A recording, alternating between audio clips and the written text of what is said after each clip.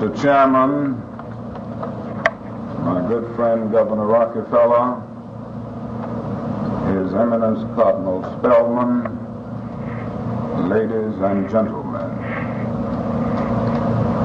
I need not pause to say how very delighted I am to be here this evening and to be a part of this auspicious occasion. Mankind through the ages has been in a ceaseless struggle to give dignity and meaning to human life. It is that quest which distinguishes man from the lower animals. If our nation had done nothing more in its whole history than to create just two documents, its contribution to civilization would be imperishable.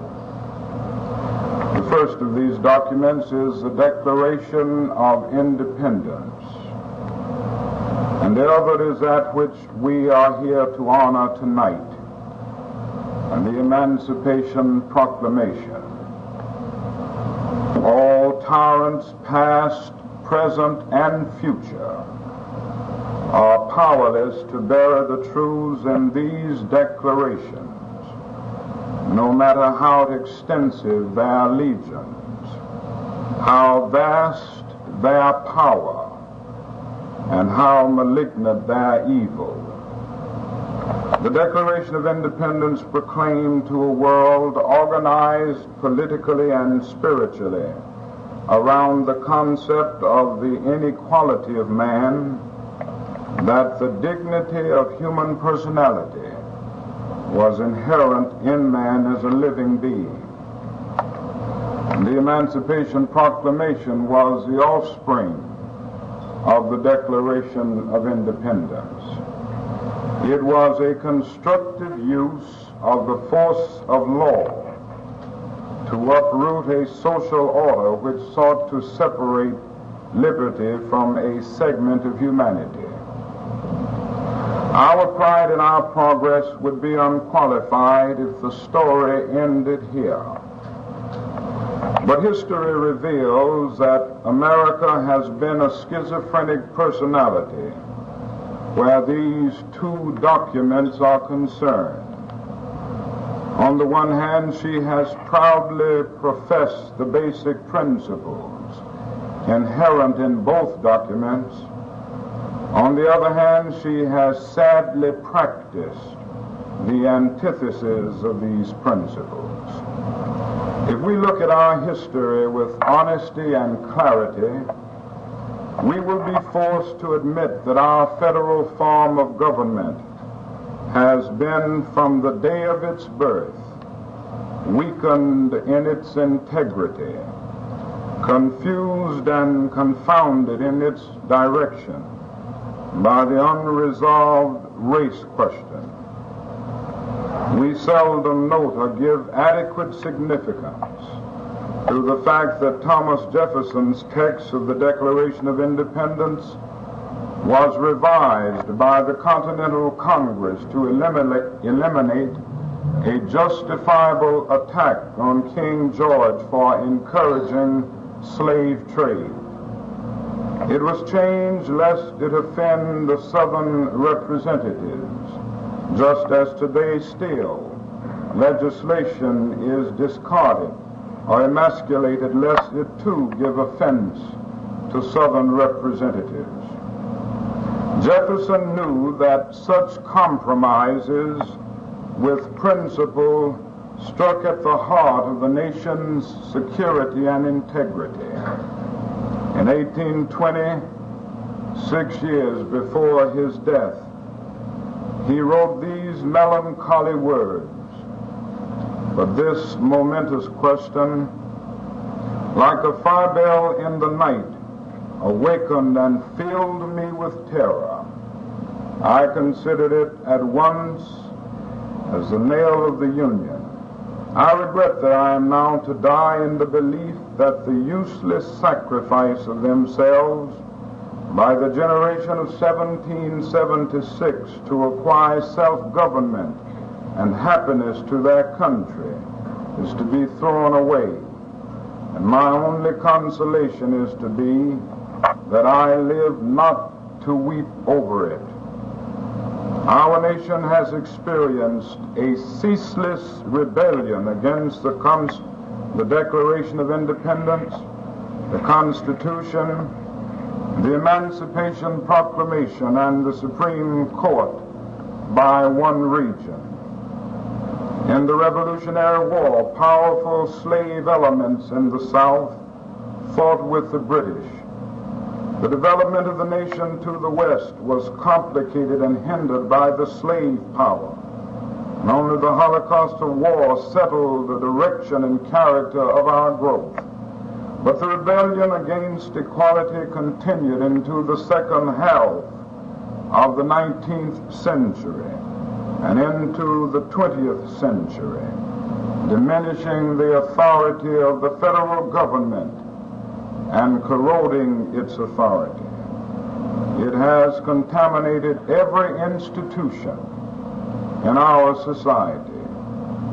Today, that single region of our country still holds a veto power over the majority of the nation, nullifying basic constitutional rights, and in the exercise of its illegal conduct, retarding our growth. The South, in walling itself off from the application of laws and judicial decrees behind an iron curtain of defiance, becomes a law unto itself. It is an autonomous region whose posture toward the central government has elements as defiant as a hostile nation. The unresolved race question is a pathological infection in our social and political anatomy, which has sickened us throughout our history and is still today a largely untreated disease. How has our social health been injured by this condition? The legacy is the impairment of the lives of nearly 20 million of our citizens. Based solely on their color, they have been condemned to a sub-existence, never sharing the fruits of progress equally. The average income of Negroes is approximately $3,300 per family annually, against $5,800 for white citizens. This differential tells only part of the story, however. The more terrible aspect is found in the inner structure and quality of the Negro community. It is a community artificially but effectively separated from the dominant culture of our society. It has a pathetically small, grotesquely distorted middle class, that of virtually no Negro bankers, no industrialists, few commercial enterprises worthy of the name of businesses. The overwhelming majority of Negroes are domestics, laborers, and always the largest segment of the unemployed. If employment entails heavy work, if the wages are miserable, if the filth is revolting, the job belongs to the Negro. And every Negro knows these truths, and his personality is corroded by a sense of inferiority generated by this degraded status. Negroes, North and South, still live in segregation, housed in slums, eat in segregation, pray in segregation, and die in segregation. The life experience of the Negro in integration remains an exception even in the North.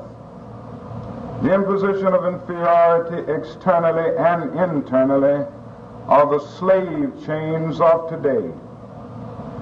What the Emancipation Proclamation prescribed in a legal and formal sense has never been eliminated in human terms.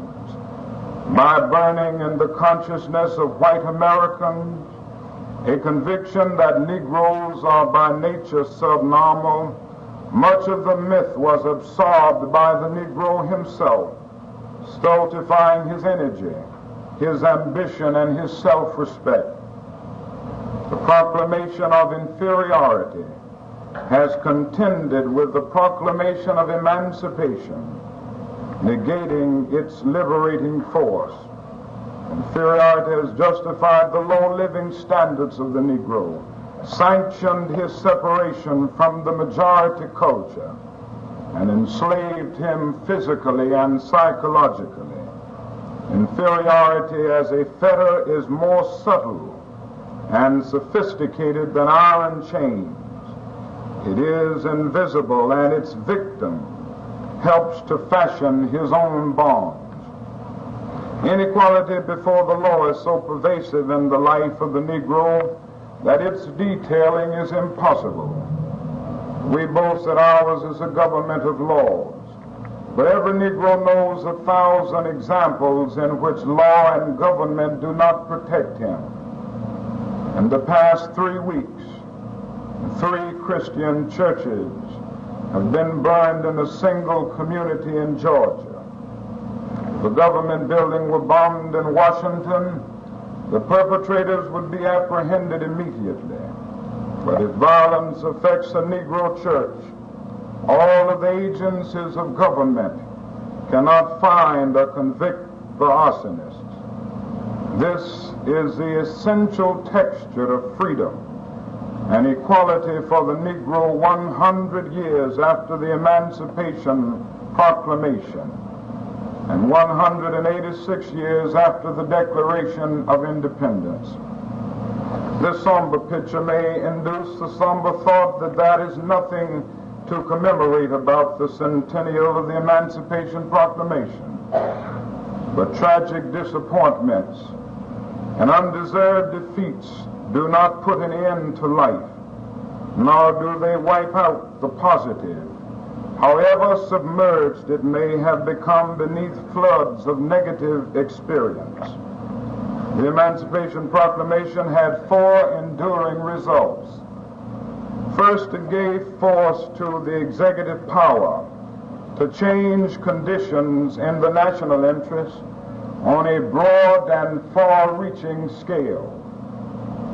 Second, it dealt a devastating blow to a system of slave holding and an economy built upon it, which had been muscular enough to engage in warfare on the federal government. Third, it enabled the Negro to play a significant role in his own liberation, with the ability to organize and to struggle, with less of the bestial retaliation his slave status had permitted to his masters. Fourth, it resurrected and restated the principle of equality upon which the founding of the nation rested. When Abraham Lincoln signed the Emancipation Proclamation, it was not the act of an opportunistic politician issuing a hollow pronouncement to placate a pressure group. Our truly great presidents were tortured deep in their hearts by the race question. Jefferson, with keen perception, saw that the festering sword of slavery debilitated white masters as well as the Negro. He feared for the future of white children who were taught a false supremacy. His concern can be summed up in one quotation: "I tremble for my country, and I reflect that God is just." Lincoln's torments are well known. His vacillations were facts. In the seething cauldron of 62 and 63, Lincoln was called the baboon president in the North and coward, assassin, and savage in the South. And yet he searched his way to the conclusions embodied in these words already quoted this evening: "In giving freedom to the slave, We assure freedom to the free, honorable alike in what we give and what we preserve. On this moral foundation, the person of the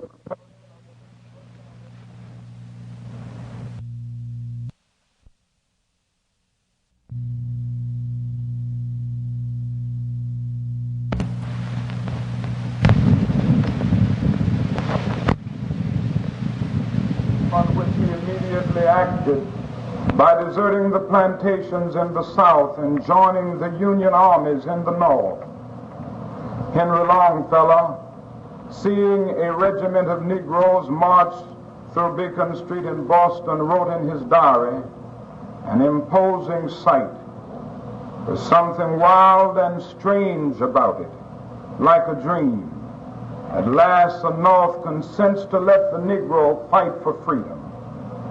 Beyond the war years, the grim and tortured struggle of Negroes to win their own freedom is an epic of battle against frightful odds. If we have failed to do enough, it was not the will for freedom that was weak, but the forces against us which were too strong." And we have spelled out a balance sheet of the Emancipation Proclamation, its contributions and its deficiencies, which are like a zeal permitted to find expression. And that is but one way to commemorate the Emancipation Proclamation, and that is to make its declarations of freedom real, to reach back to the origins of our nation, when our message of equality electrified an unfree world and reaffirmed democracy by deeds as bold and daring as the issuance of the Emancipation Proclamation. We do not have as much time as the cautious and the patient try to give us. We are not only living in a time of cataclysmic change. We live in an era in which human rights is a central world issue. The shape of the world today does not afford us the luxury of an anemic democracy. A totally new political phenomenon has arisen from the rubble and destruction of World War II. A neutralist sector has established itself between the two contending camps of the world. More than 1 billion people are in the neutralist arena, and it is growing everywhere, even in the Western Hemisphere, covering territory larger than our own national boundaries. These nations are neutral because they do not trust the integrity of East or West on the issue of equality and human rights. In India, Indonesia, and Brazil, to mention but a few, the right to vote has been exercised even by illiterate peasants in primitive villages still surrounded by jungles. In some of our glittering cities in the South, college professors cannot vote, cannot eat, and cannot use a library or a park in equality.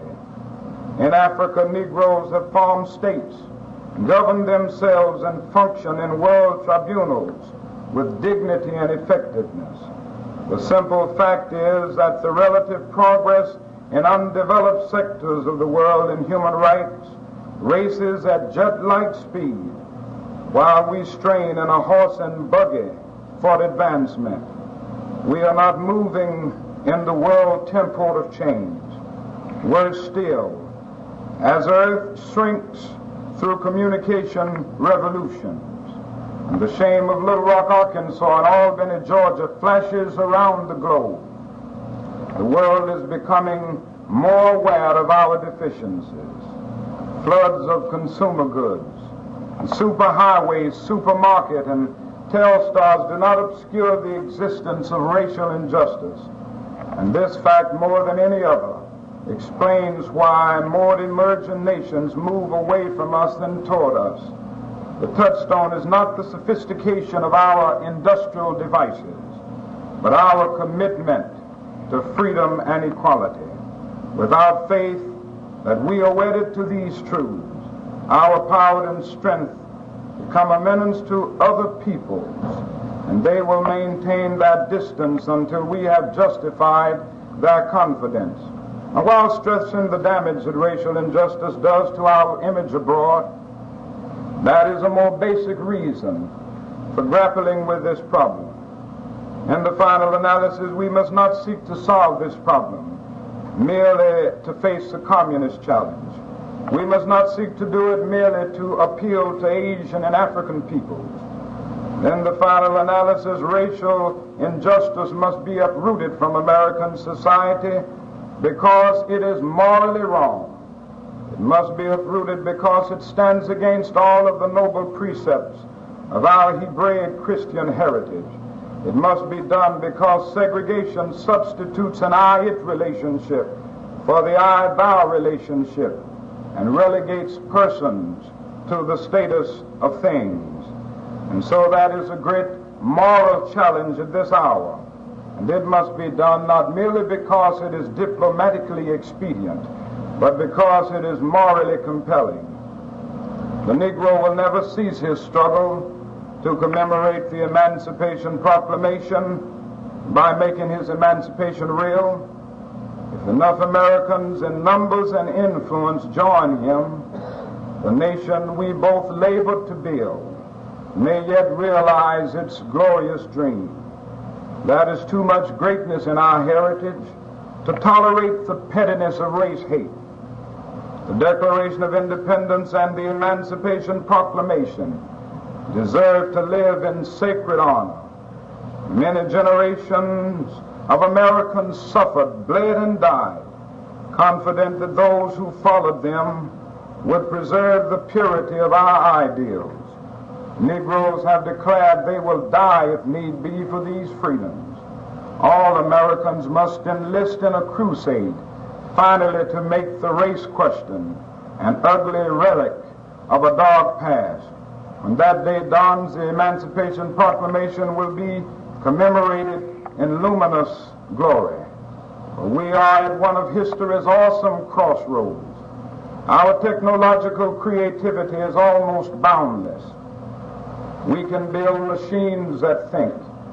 We can dot the landscape with houses and superhighways teeming with cars. We can now even destroy our whole planet with the nuclear weapons we alone possess. We have dwarfed distance and placed time in chains.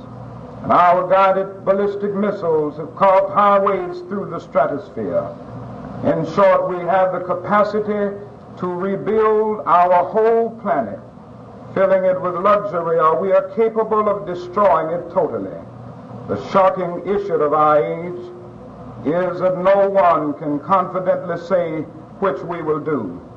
Whether we will survive indeed depends upon whether we build moral values as fast and extensively as we construct material things. The struggle for civil rights is rooted in moral values. As we pursue our goals everywhere, everyone will benefit from the moral awakening our movement compels.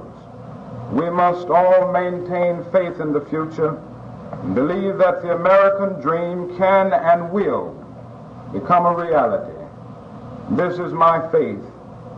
I know the dark days still lie ahead. Gigantic mountings of opposition will still stand before us. We will encounter new setbacks, and some will still have to suffer persecution. But Valley Forge was followed by Yorktown. The persecution of Christians in ancient Rome was efficient and thorough, and yet it resulted in total failure. That is something in this universe which justifies Carlyle in saying no lie can live forever. And that is something in this universe which justifies William Cullen Bryant in saying, truth crushed to earth will rise again. And this is the faith that will carry us on. And with this faith we will be able to adjourn the councils of despair and bring new light into the dark chambers of pessimism. And we will be able to transform the jangling discords of our nation into a beautiful symphony of brotherhood. This is a faith that will help us solve the problem. We have a long, long way to go before it is solved, but all of us can at least think of the fact that we have made some strides. And so I close by quoting the words of an old Negro slave preacher who didn't quite have his grammar right, but uttered words of great symbolic profundity. And they were uttered in the form of a prayer. Lord, we ain't what we ought to be. We ain't what we want to be. We ain't what we gonna be. But thank God, we ain't what we was.